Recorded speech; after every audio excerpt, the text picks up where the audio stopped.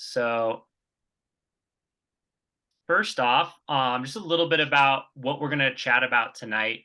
So firstly, I'm going to kind of go over some of the bats in the GYE, and we do have a number of different species that call this area home.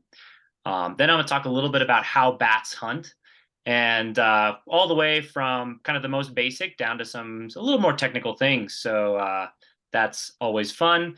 And then we'll talk about the bat moth predator prey arms race. So how bats capture insects, moths specifically, and then how those prey insects actually avoid trying to be captured. And then finally, a little bit of some of my own research about tiger beetles and how they avoid bats as well. So that's our general outline. Looking forward to chatting about it all and answering some questions at the end as well.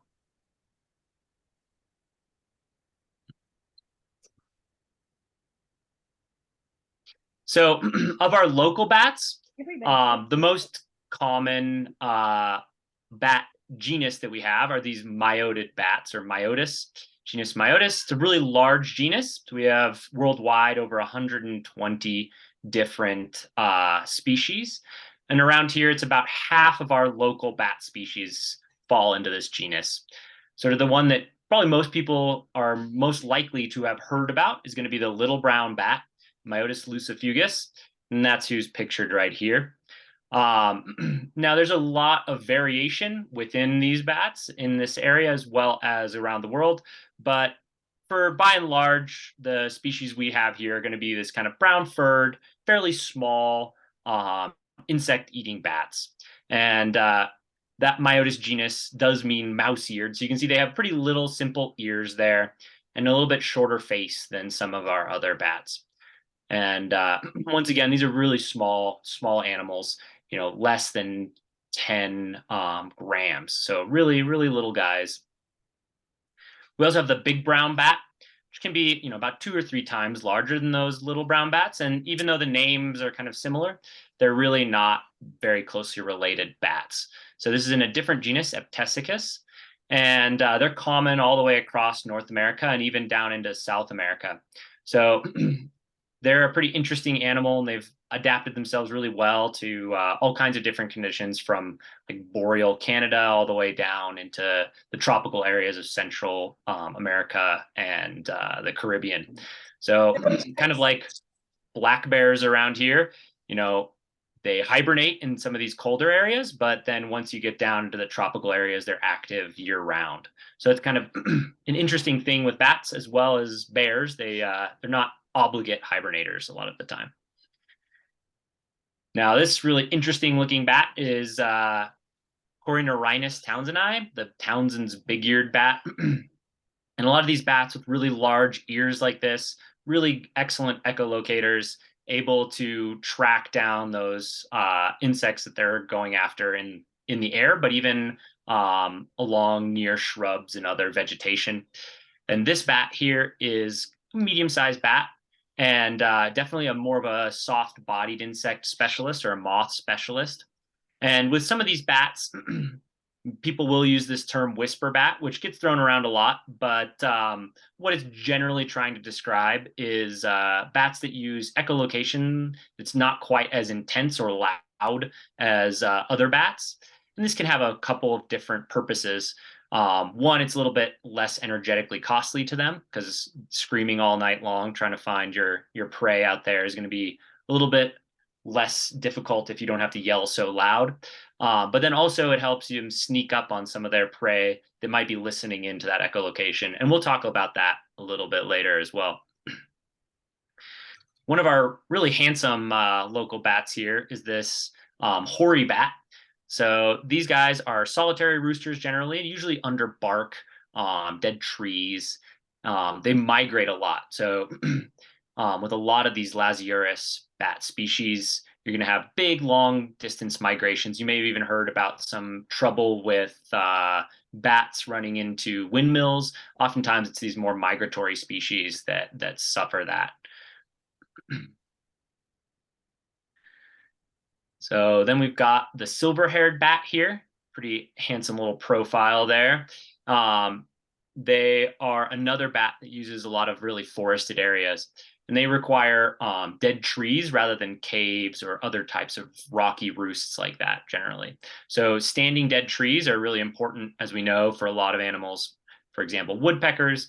But these bats, it goes the same for them. That's where they're really specialists in using those areas as roosts and home.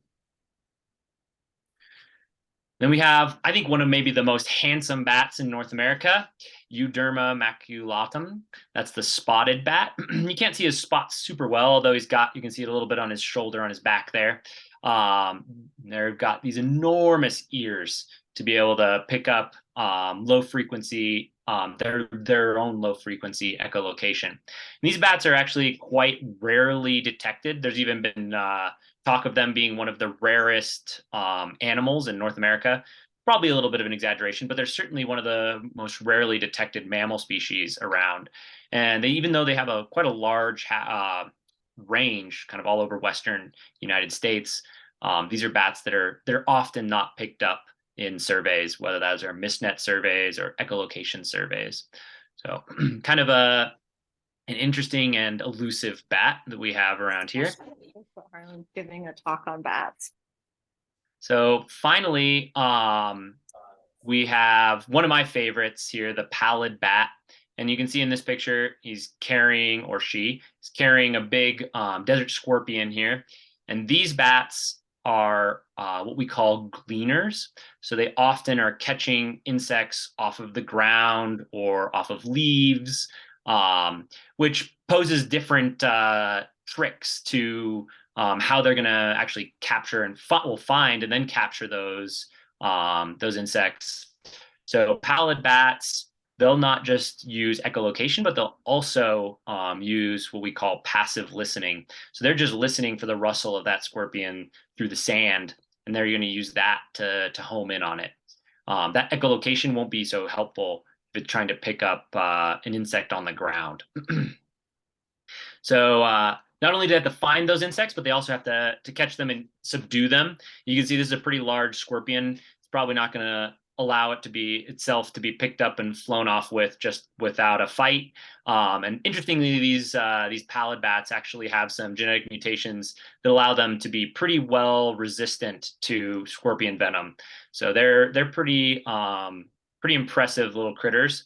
They're one of our larger bat species here.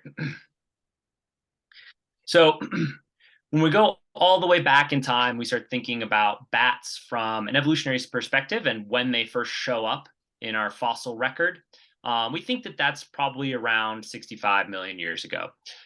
Some of our first bat fossils are actually here from the state of Wyoming in the Green River Formation.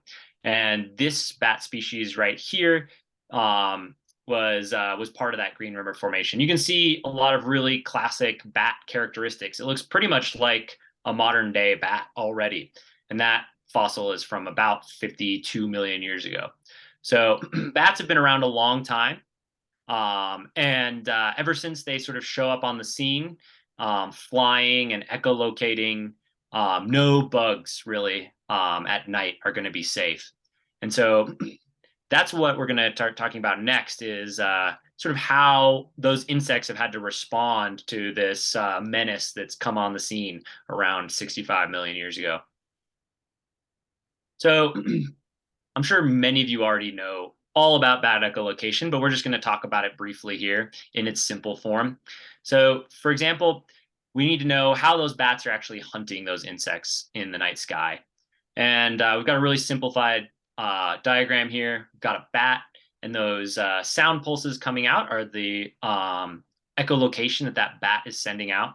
And that echolocation is formed like our own speaking in the mouth and throat, and then even pushed out through the nose. And all of those sound waves are going out into the night sky, and that's going to help those bats locate prey.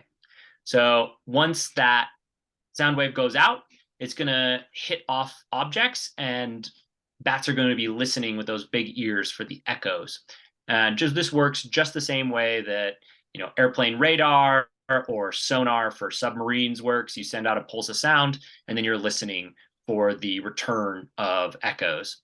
So this bat here has made an echolocation call, and that echolocation call has bounced into this flying moth here on the right, and those echoes are returning to the bat. So now the bat knows where that moth is in the night sky, but it's got to still get close and capture that moth.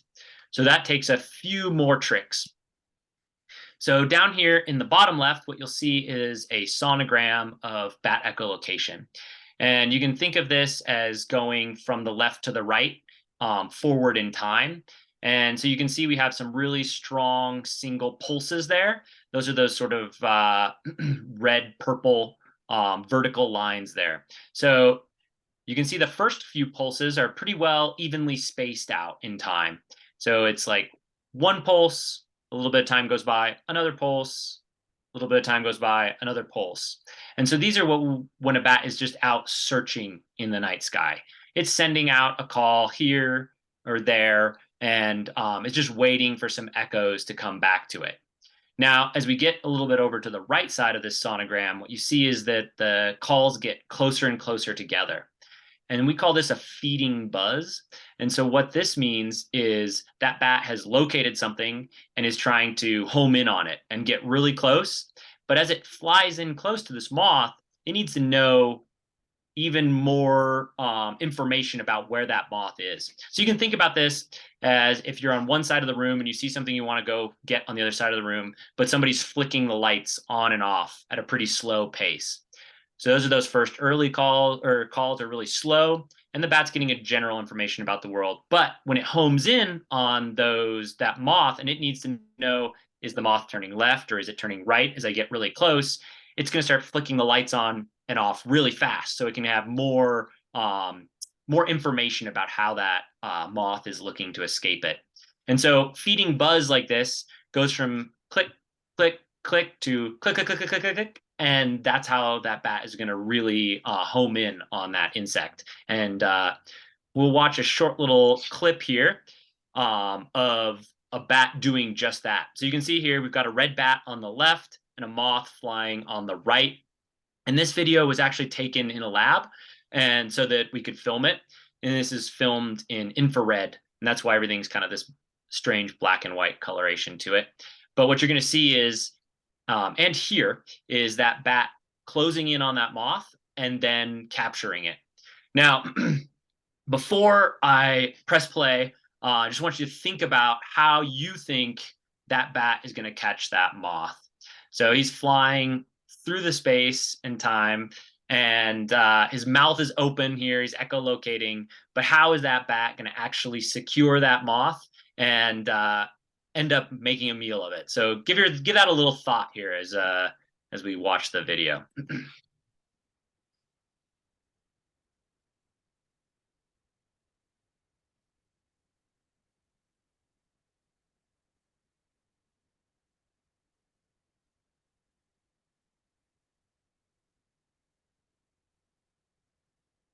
So you can hear that feeding buzz, and you can hear those clicks speeding up as that bat gets close to the moth. But what I really love about this video is how you actually see the actual way that bat subdues that moth. And for this instance, it uses a little patch of skin between its legs, and that's called the uropatagium. And it actually uses it pretty much like a catcher's mitt, and it's just going to wrap that bug right up in there. And one thing that you won't see right in that little quip is that it pretty quickly transfers it from that catcher's mitt between its legs up into its mouth and secures it there. So that bat has gone all the way through those stages of locating and then capturing that moth. And it is a really incredibly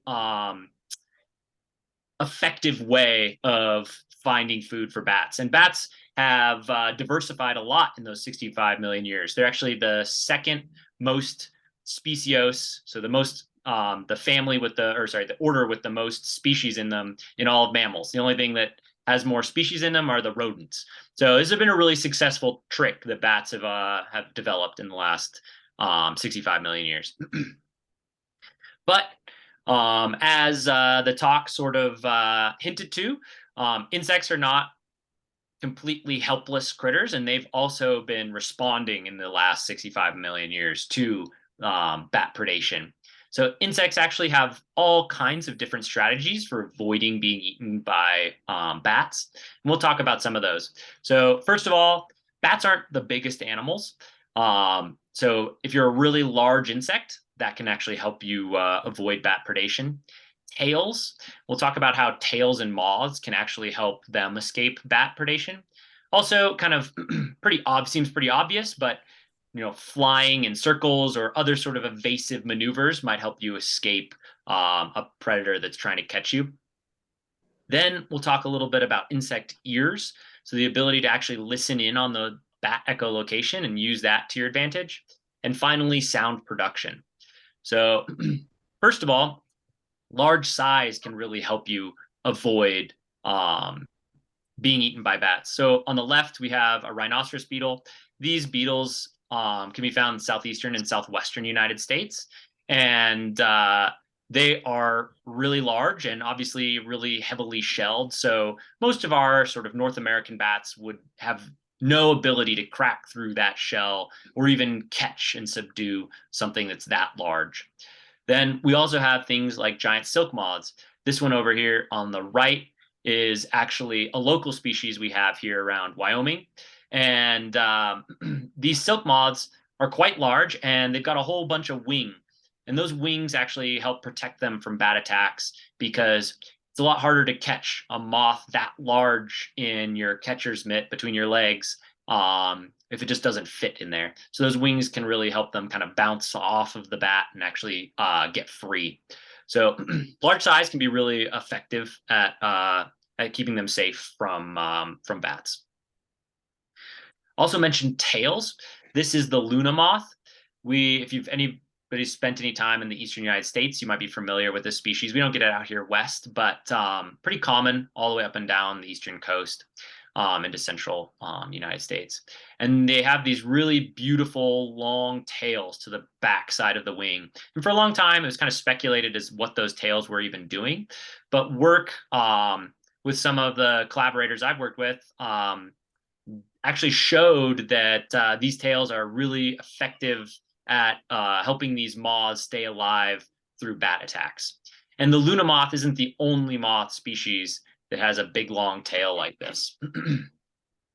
We also have these even more exaggerated tails on other silk moths from around the world. So they've got members from Africa, from Asia, from South America, all that that have these really elongated tails, and they also have this kind of paddle shape to the end of them. And what was shown with these tails is that they actually help the bats key in on the wrong part of the moth. And so those tails act as kind of a lure for the bat echolocation, and the bat tries to bite at the wrong end of the moth.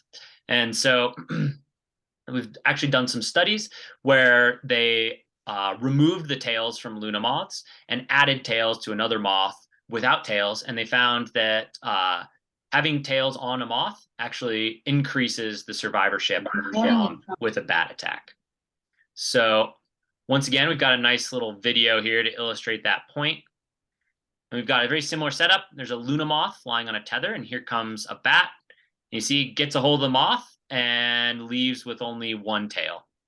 So these Luna moths have a really excellent ability to avoid bat attacks.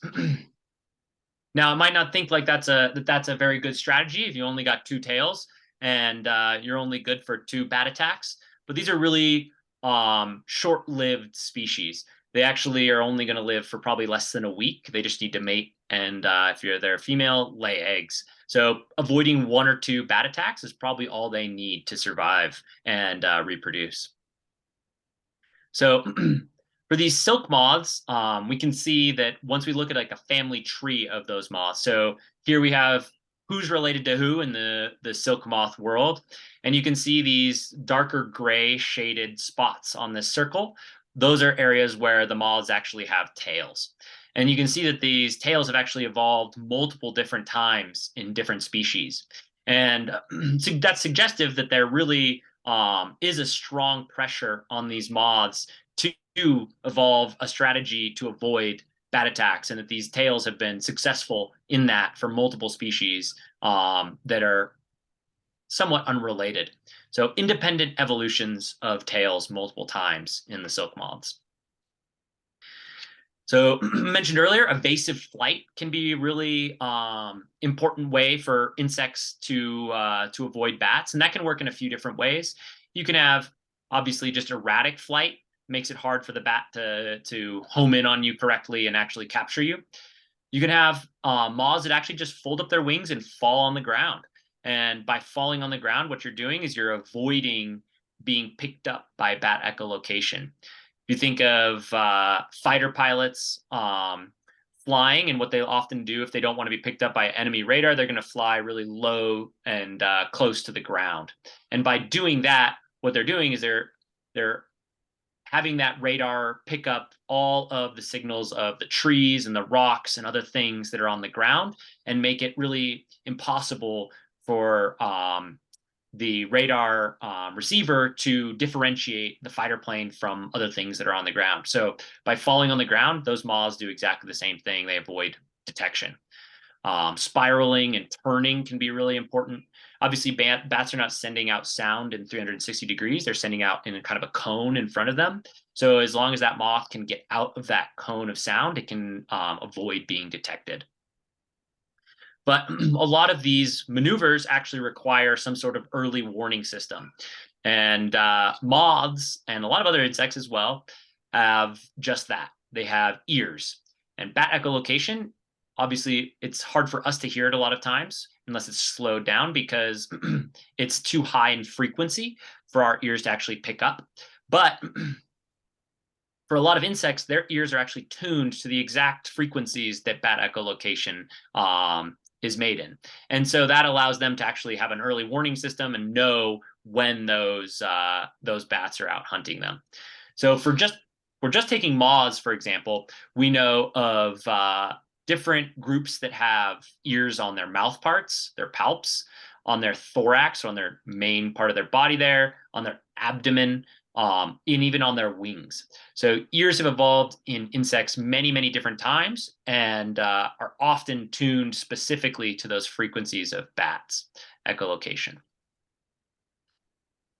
So here's an example from a recent paper about how many different species of moths have not only different ears, but also different ways of producing sound themselves.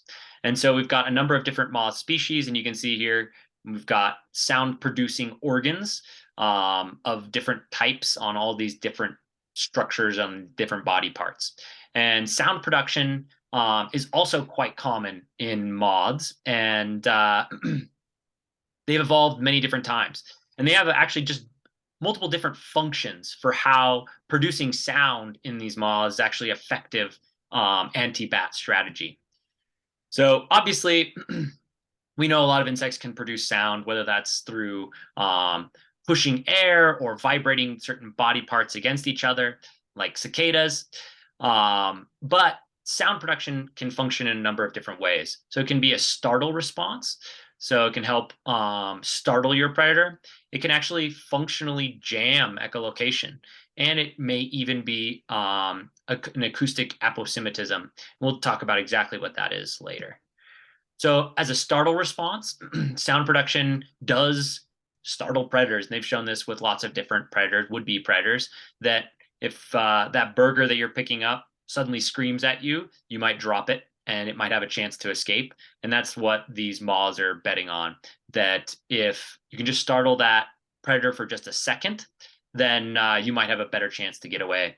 We also see these sorts of startle mechanisms visually. So kind of classically, we've got some big eye spots on some moths where they'll sit hidden, but if they get disturbed, they're going to flash those eye spots, and maybe that visual startle, because those eye spots look like a predator of what is trying to eat them, gives them that extra second. But in this case, it's all going to be an acoustic response rather than a visual one. Then we also have active echolocation jamming. And so for this instance, got some moths that are actually able to produce so much sound in the same frequencies that the bat's echolocation is in, that it actually jams the bat's echolocation. And that means that they totally miss when they come swooping in. So here's an example with hawk moths. And this is actually, the picture on the right is actually the underside of the abdomen, the tip of the abdomen. So the very back end of a hawk moth. And it's a little video here, and you'll get to see that play here. So it's rubbing the very tip of that abdomen together extremely fast. And there you can hear it slowed down a little bit. And that's producing pulses of ultrasound back to the bat in the same frequency, effectively jamming that bat's echolocation. It'd be like we're trying to find and capture some prey, and then there's a big white light flash and it blinds us temporarily, and we're unable to find that food item. So it's the same thing, but just in the acoustic world. Then I mentioned also acoustic aposematism, and we maybe not are very familiar with that term, but really what it means is a warning that an animal is defended in some way. So we probably learned most of us learned pretty young on that you don't want to grab a bee or wasp looking animal that has black and yellow striping. You know, we learned that, okay, I got stung once by those, I'm not going to mess with them anymore. And so we see that kind of visual aposematism with a lot of insects. You know, here are a couple examples that you might see right out here this time of year, even where we've got these woolly bears here. You've got orange and black striping. Kind of gives you the impression that maybe you shouldn't be messing with these guys. And although these woolly bears actually can't harm us very much unless we stuck them in our mouths, which I'm sure very few people are tempted to do, but those colorations really warn their predators that you shouldn't mess with them, that they're actually toxic. And tiger moths, which are what have these woolly bear caterpillars like this, pick up those toxins that they're going to sequester into their own bodies and create the poisons that they have from the plants that they eat. And so as caterpillars, they have these warning colorations, but then even as adults, they'll also have those really bright colorations that warn predators, in this case, probably birds, that they shouldn't be messed with. This is a local species we have around here, the St. Lawrence tiger moth. And those colorations and things are all great when you're working in the visual world, but at night, bats aren't using those visual cues as much as they're using acoustic cues. So tiger moths are actually able to warn bats of the fact that they're toxic using sound rather than just coloration like this. So a lot of these tiger moths will actually produce sound that is not loud enough or have a high enough duty cycle, we call it, to actually jam bat echolocation. But really what they're doing is communicating with those bats and letting them know, hey, I'm defended against predation because I'm toxic and you shouldn't eat me. And bats learn using those auditory cues just like they would learn using visual cues.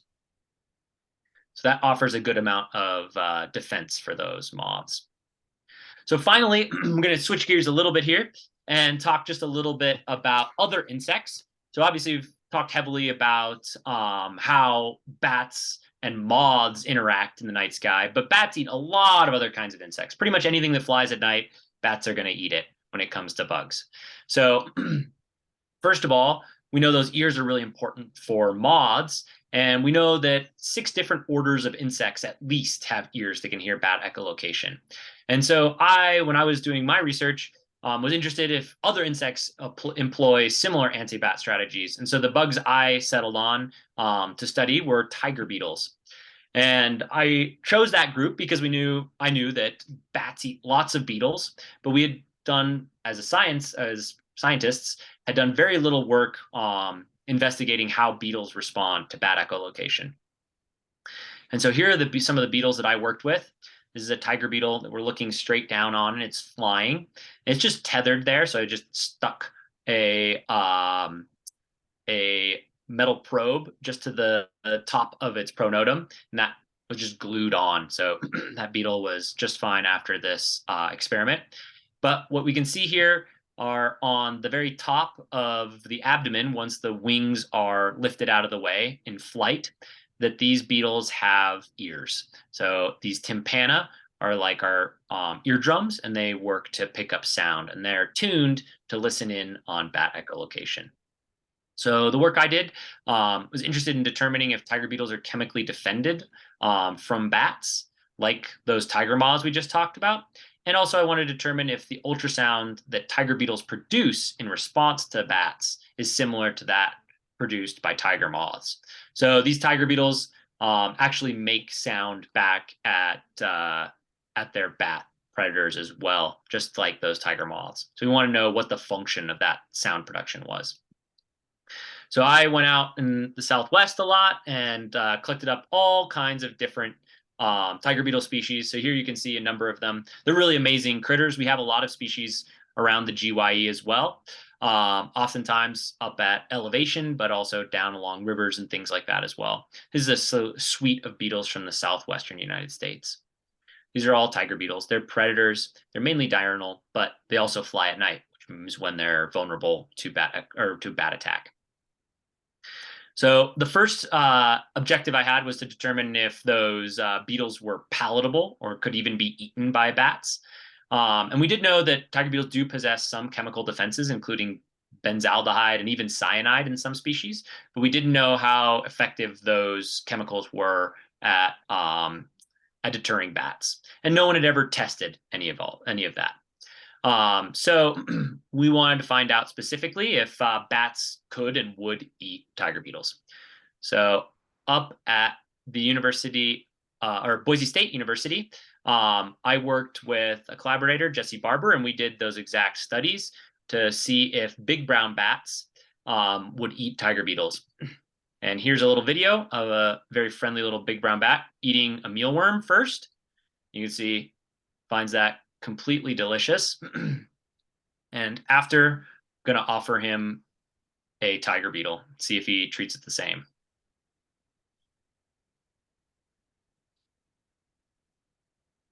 And you can see, delicious. So those chemicals that are possibly protecting those tiger beetles from some of their predators don't seem to protect them at all from bats. And that was borne out in a bunch of data with a bunch of different species, and bats eat them all. So then the second part of all of my work was actually looking at seeing if tiger beetles respond to bat echolocation and how they do it. So this was kind of our setup here. You can see there is the tether with the tiger beetle flying in the middle of the screen. And then behind that, you'll see a red arrow pointing to a little speaker. And that speaker is actually playing bat echolocation to that flying tiger beetle. And so in this video here, first, so I recorded bat attacks or with the recordings of playing bat to the beetles. I then also recorded what was going on. So on the right, you can see these very dense purple marks here. That is the bat echolocation. And then on the right side, you can see some fainter marks. That's actually the response of the tiger beetle. And so that looked a lot like this. Here's a short clip of a tiger beetle in flight, and you'll hear the clicks of the bat.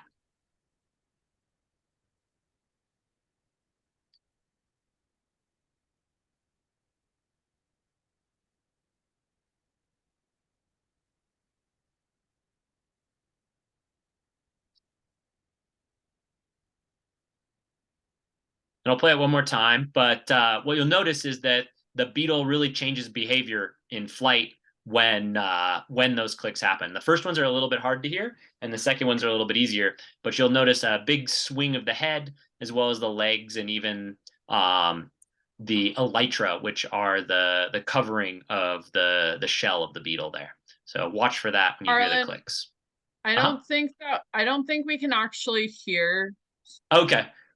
Yeah, the audio. Could you not hear the other audio as well? I could not hear the other audio. Oh, okay. All right. Well, in You that might case, Yeah, you can share original sound, I think, if you know how to do that quickly. If not, I've had to do that when I've done bird sounds, but I don't really know how to tell you how to gotcha. do it. It's under the like settings or something.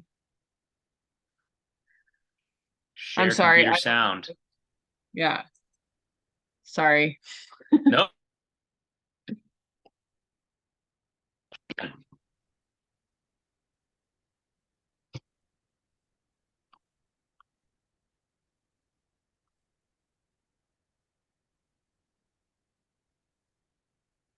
I don't know.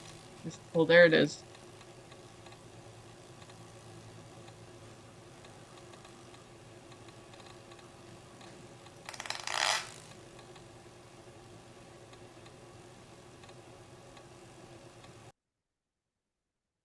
Okay. Did that work?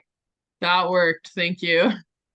Okay, I couldn't hear it. So I've switched back to my to not sharing my sound, I think. So I think it should work now. Okay. So yeah, in that case, you can see and hear the beetle responding to bat echolocation. So these are a lot of numbers, but really what the only takeaway here is that tiger beetles, the sound produced by those tiger beetles does resemble the sound that some moths make. And especially the ones that they resemble, the tiger beetles resemble, are not the tiger moths that actually jam bat echolocation, but rather the ones that just tell those bats that they're toxic. So the big takeaways from that work was that tiger beetles are completely palatable to bats, so bats find them delicious. And that tiger beetles' low duty ultrasonic clicks don't jam bat echolocation. And instead, those sounds that those tiger beetles are making are likely to be mimicking toxic tiger moths. And by mimicking those moths that bats refuse to eat, they may help them escape bat predation. So finally, just wanted to show this one last video here.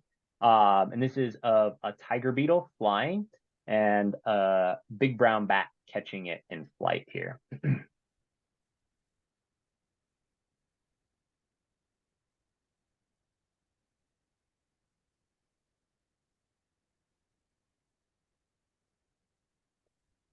I'll play it one more time. One of the things I really like about this video is it shows you that transition between the bat having caught it and then switching it from its legs to its face.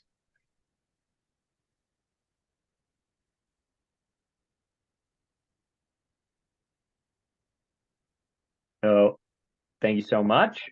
Happy to answer any other questions. And I don't know if it's best to just keep sharing my screen or what. You'll just let me know, Hillary. If you want, you could play us the videos that had sound that was important one more time. Yeah. Yeah, we can definitely go through that.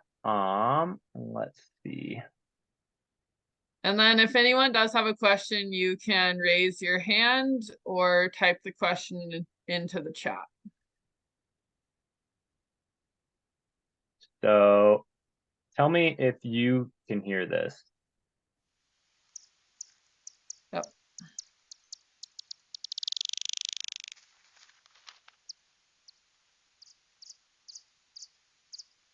Are you able to hear anything? Yep. Okay, great. So really all that you're picking up there that you wouldn't have before is just you're actually hearing that bat's echolocation as it comes through there. Yeah. And then here with the same thing, you'll be able to actually hear the sound that this moth is creating.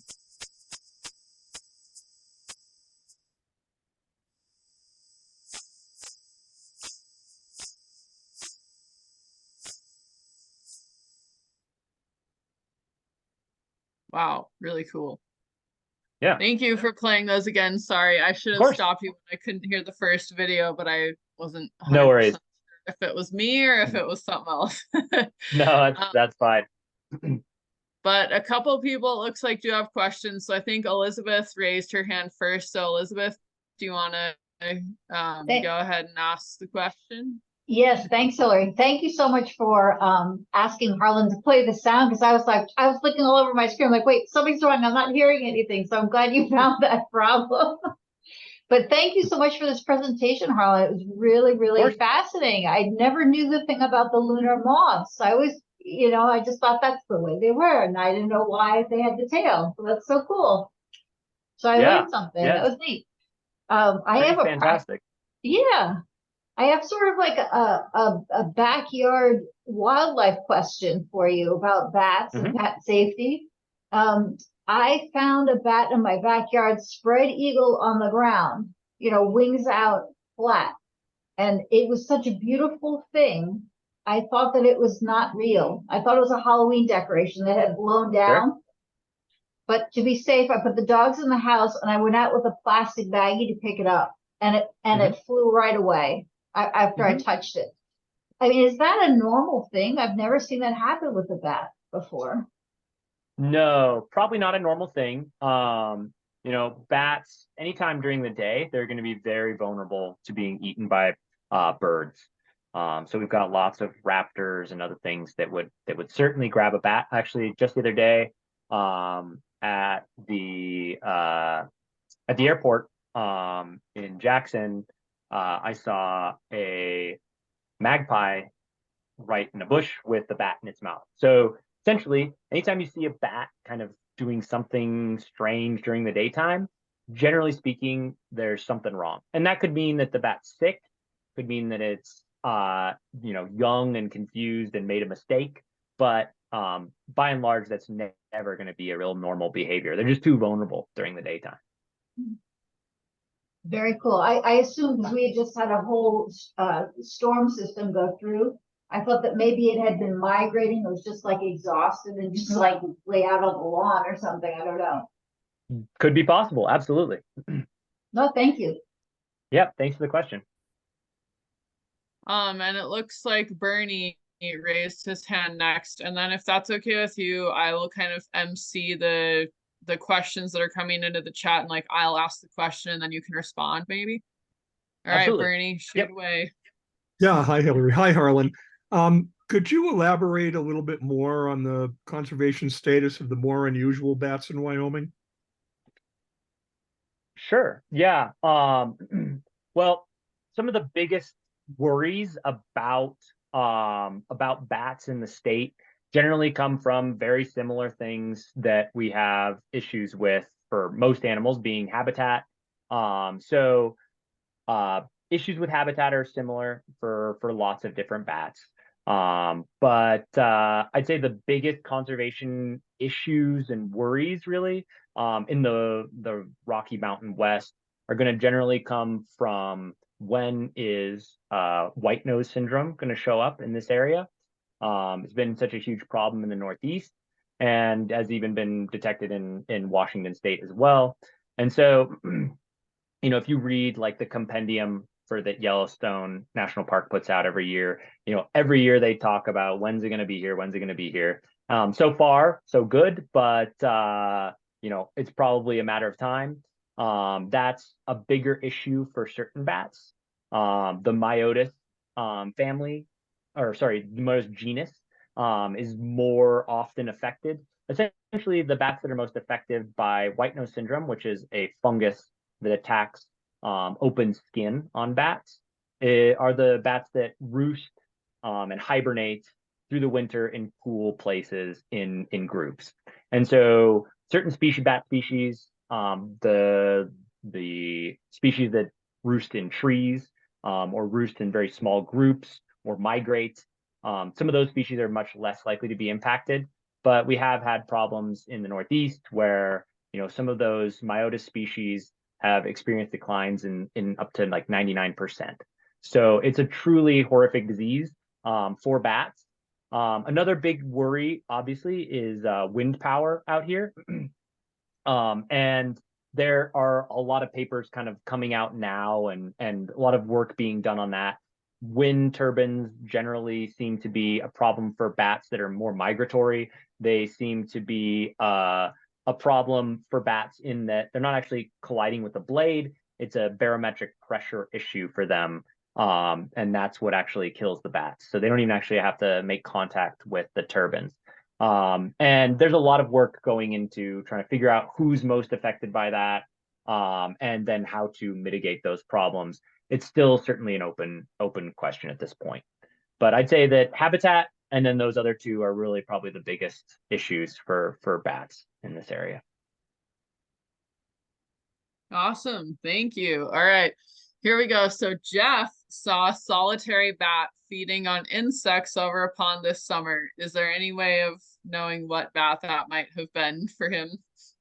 Well, I will say that I would guess it was a Myotis species, and I would be right over half the time because about half our bats are Myotis species around here. But no, more seriously, it's very difficult to tell bats apart. And on the wing, I've tried to do it at times. Certain bats have very different wing shape than others. And sometimes maybe you can see that if you've got a bat that keeps flying right over the top of you. But besides that, being able to actually tell is really difficult. A lot of those Myotis species do prefer to scoop up insects over a pond like that. A lot of insects come off of a pond. If anyone's a fly fisherman, they know that there's a lot of aquatic insects. And insects will not, bats will not only fly over ponds like that just to feed on insects, they'll also fly over ponds because that's how they are going to get a drink of water. And so they do it on the wing, similar to like swallows oftentimes. And so you'll get a lot of bat species feeding over ponds. I can't quite narrow it down, but by and large, I would guess a Myotis species. Awesome.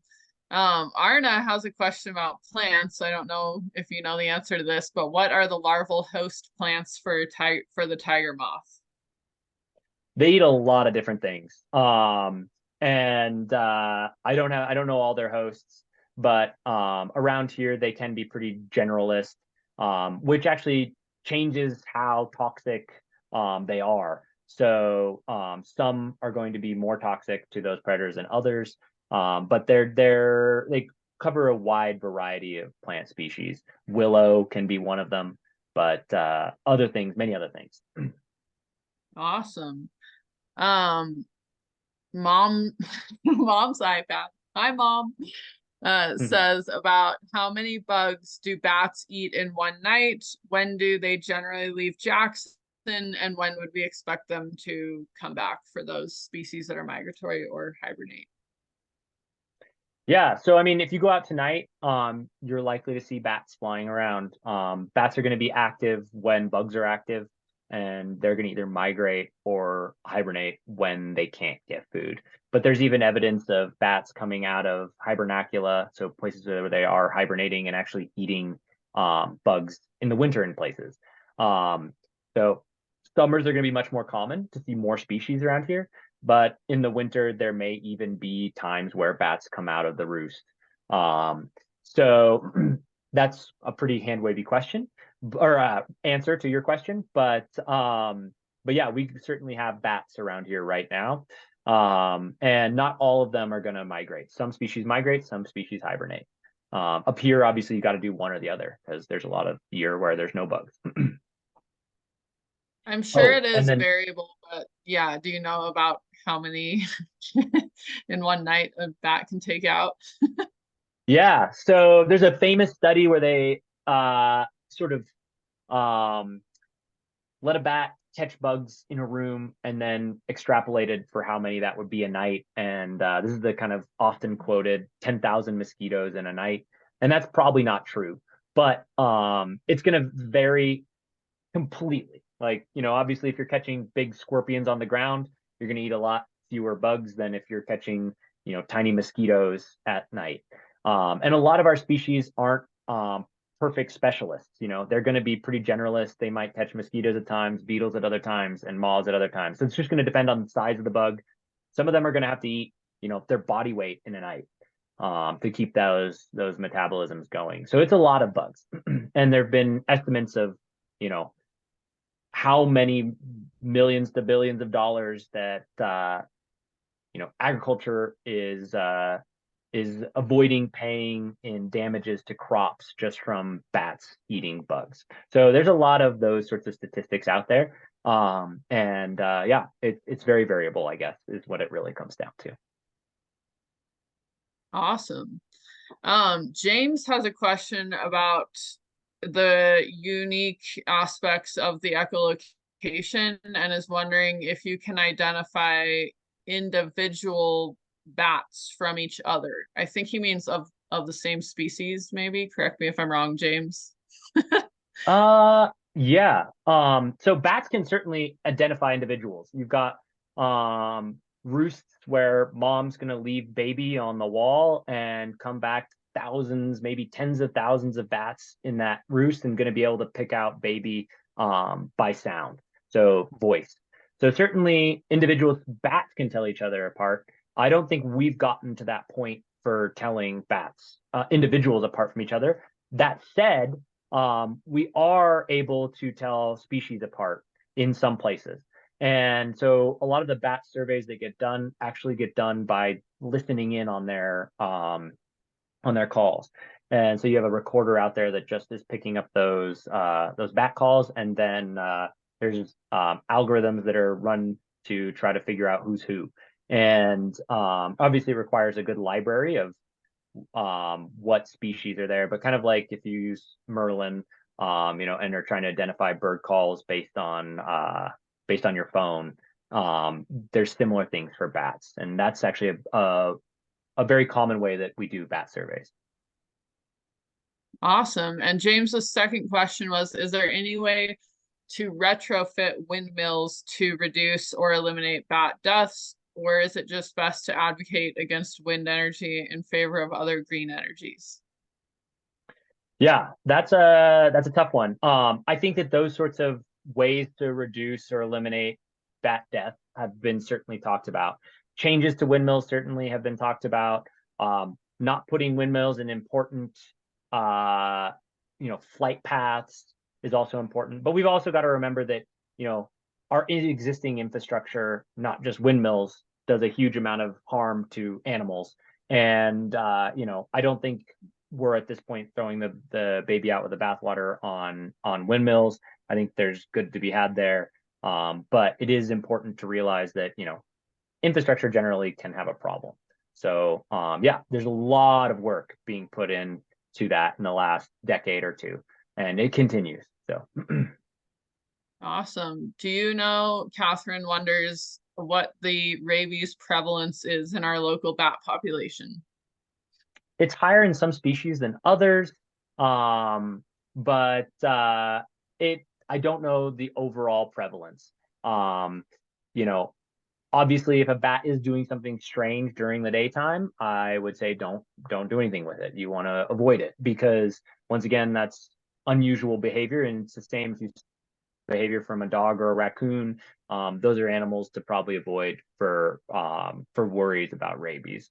But with bats, you know, if it's a healthy bat and it gets disturbed in an old house or something like that, you know, it's being much more normal, acting more normally. It's generally not something you have to worry about. But yeah, avoid any animal that's behaving strangely. And so for bats, anything in the daytime is usually strange. All right. Lori wonders, are bats challenged by lights and glass similar to birds? No, because they're visual, or they're not using vision the same way birds are. You know, the big issue with glass for birds is that they think it's a way to fly through. When it comes to glass for bats, you know, I'm sure there are collisions at times, but you know, they're going to be able to use echolocation in a way that's completely different to the vision that the birds are using. Lights certainly affect insect behavior and affect bats. But you know, I've in places seen bats feeding under stop or like street lights and things like that. So I think it's probably more of a scale and where and when thing for lights. It's not necessarily always going to be terribly detrimental, but it obviously will affect behavior. All right, James has one more question. He is wondering about the impacts of insecticides on bats. His question was, do bats eat dead insects? And then like if that insect was killed by some type of toxin, then would that negatively impact bats? Yeah, so generally speaking, bats aren't going to be eating dead insects, but plenty of times insects are still alive when they have, pesticides that are in their body, right? And so there has been research done about pesticide affecting bat survivorship. And so I mentioned those sort of very rare spotted bats, and there have been some papers out about how DDT actually affected their populations. And so, that would be getting into them through insects that have a low enough dosage that they're not killed outright, but are then transferring that up the food chain. And we always have problems with what's called bioaccumulation, where, the higher in the food chain you go, the more of those chemicals have accumulated in those higher predators. So, if you're eating a bunch of insects that all have a small dose, that's going to start adding up in a predator. So yeah, certainly pesticides affect bats.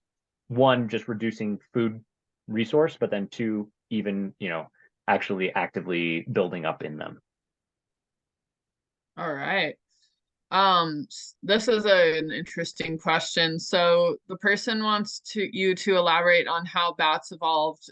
In particular, they say it is challenging to imagine an only partially evolved bat being competitively successful in any environment. Sure. Before they reached the level that they're at today. Yeah. So, we have lots of mammals that are not what we consider flyers, right? They're gliders. Things like around here are flying squirrels, right? They don't actively fly, but they can glide, and that helps them move around, stay out of the way of trouble. But what we don't have in the fossil record is an obvious transition there. And those bats that we were talking about in the Green River Formation are pretty much fully batty, as you were just alluding to. So there's certainly plenty of instances where a non-fully functional wing can be adaptively helpful to an organism. For example, those flying squirrels or something like that. So we don't know that bat wings evolved specifically to allow them to catch insects in the night sky, but it may have originally been an adaptation to, get away from predators or move around more efficiently, that then, opens up a whole new world in the sky for them. So the thing that, is a little bit less satisfying is that we don't have, ever a perfect evolutionary record of these things, because fossil records are incredibly spotty. It takes a lot to turn up as a fossil and then get found. So yeah, it's an interesting question, and one that are certainly out there. The last thing I'll say about that is that, we think of, bats as these sort of rodent-like critters, but actually they're much more closely related to whales and other things than they are to rodents. So they're a completely different lineage, and it's pretty interesting that is the case. But yeah, they would have evolved from some free flight ancestor, but we don't know exactly what that is at this point. All right. Okay, this is a question from Shane. Says, thanks so much, Harlan. Fascinating presentation, which I agree with. Thank you, Harlan. As only a novice when it comes to tiger beetles, one of my first thoughts is that I'm surprised that the selective pressure of bat predation on a group of generally diurnal beetles would be strong enough to push for the evolution of tympana and behavioral response. Any thoughts on this topic? Are tiger beetles that fly at night recently emerged adults that are dispersing? Could these adaptations help them avoid predation from other groups as well? Absolutely.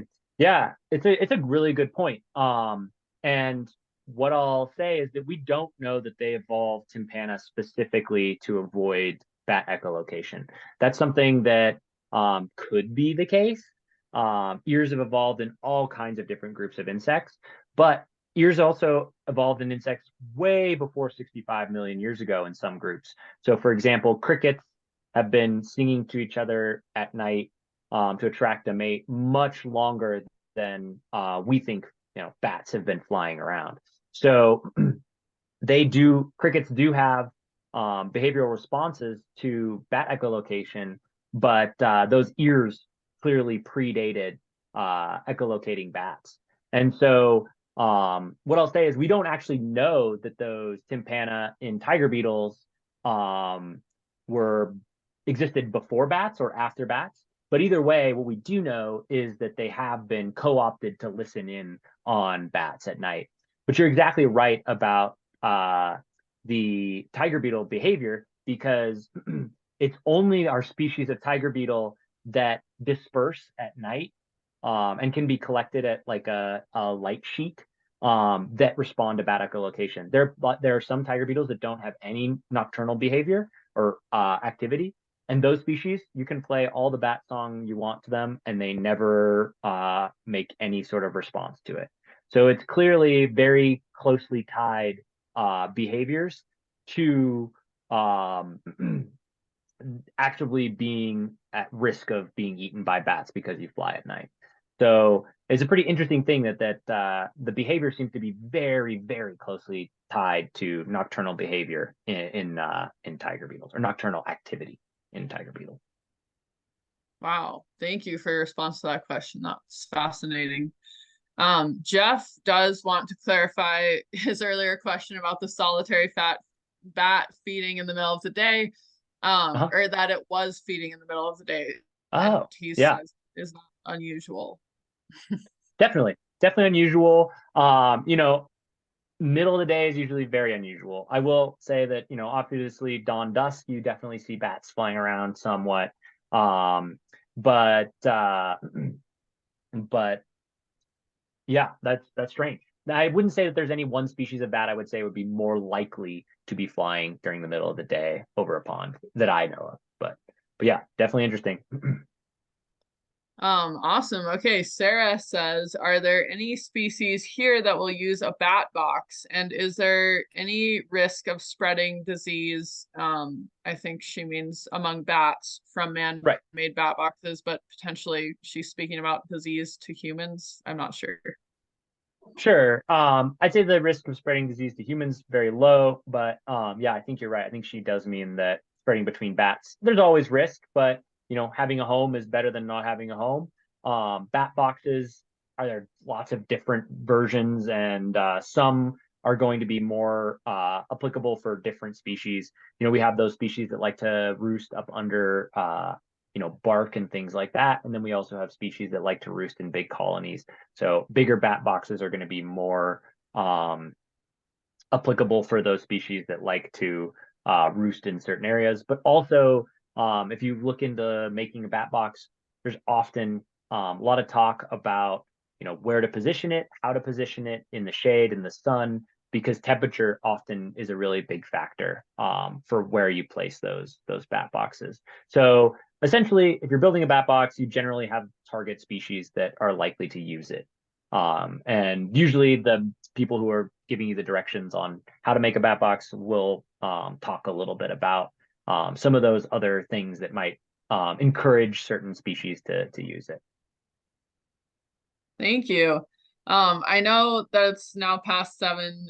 There are a couple more questions. Are you okay staying on? Yeah, to I can chat continue answering questions? It's great that people are engaged and have a lot of questions on this topic. And a lot of these questions are questions that I also have, so thank you. Susan Patla wants to know if insect declines have resulted in bat declines locally. And she says that mosquitoes seem to have disappeared locally when she compares what she's seen in the past. Absolutely. I mean, I think, we're all starting to realize as biologists and also as just general people about how important insect declines are.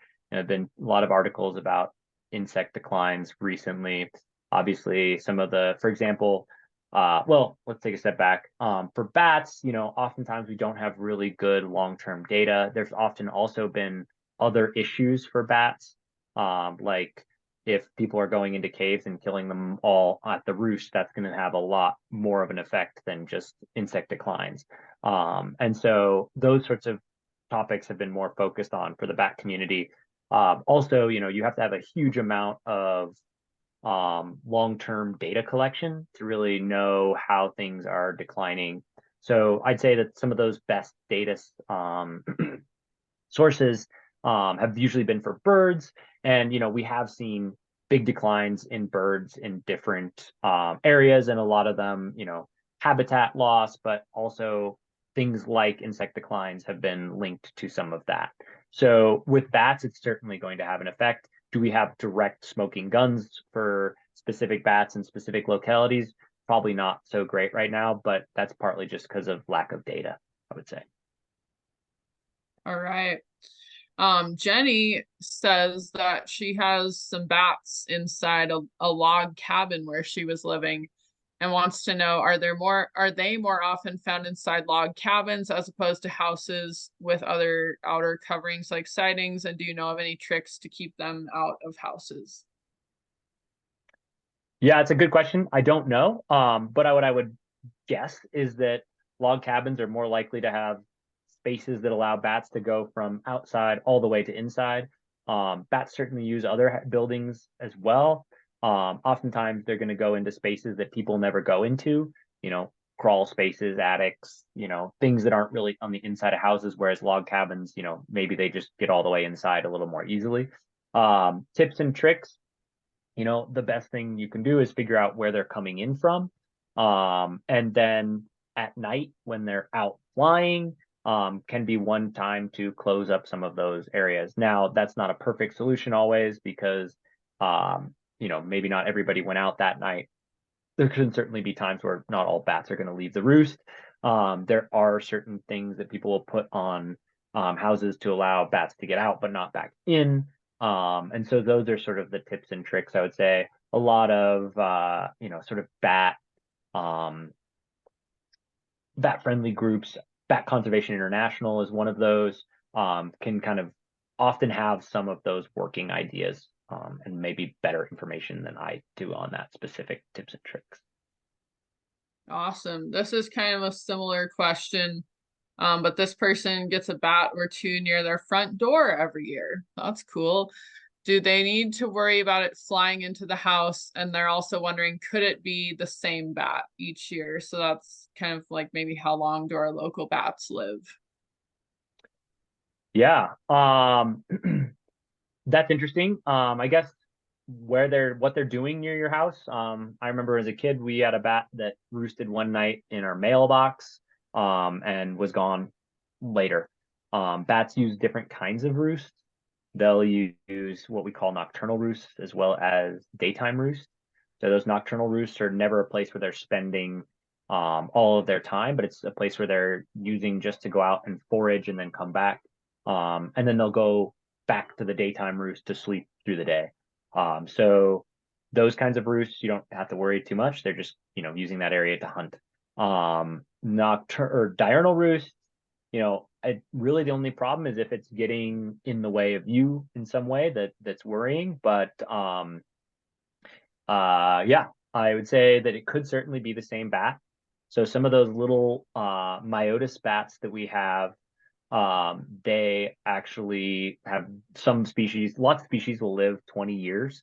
And some species are extremely long lived, maybe even 40 years. So, bats, even though we think of them as these small, short-lived things, are actually quite the opposite in a lot of times. Wow. And so I think that's all the questions I'm seeing here. Someone did send a message earlier that said they had sent you a message directly. So if you have any more questions in your direct messages that you want to address, you could do that now. Gotcha. I found it. In the fossil bat, the Green River Formation bat, appears to be a lot of ribs. Is this so, and what would be the value of them?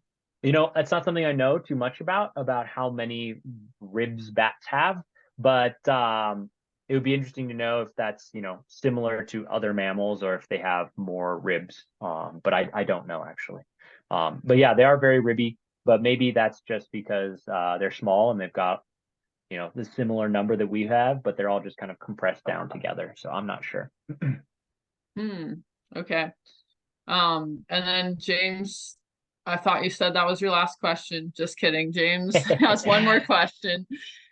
He says that he read that tequila would not exist without bats pollinating the agave plants. Can you confirm or deny that? Yeah, I've seen bats coming to agave.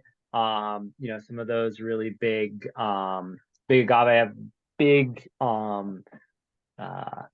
flowers that are fed or that are pollinated by bats. Bats have a lot of ecosystem benefits, not just eating insects. Mostly in North America, that's what we're going to get. But as you get down into Central America or other tropical places, you're going to get pollinators.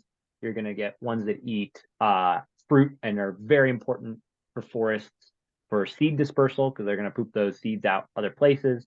So yeah, you get a lot of different ecosystem functionality for bats.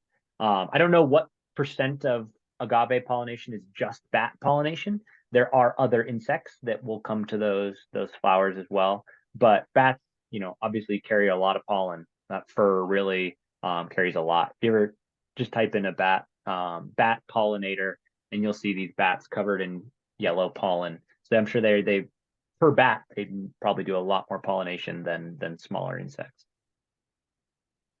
Wow. Awesome. Well, thank you so much, Harlan. Everyone is now just saying thank you and not asking any more questions. So thanks so much for this great presentation. It was very interesting and yeah, a very niche subject that you explored very well and helped people understand. So thank you. Yeah. Well, thank you so much for having me, and have a great night, everyone. All right, we'll stop the recording.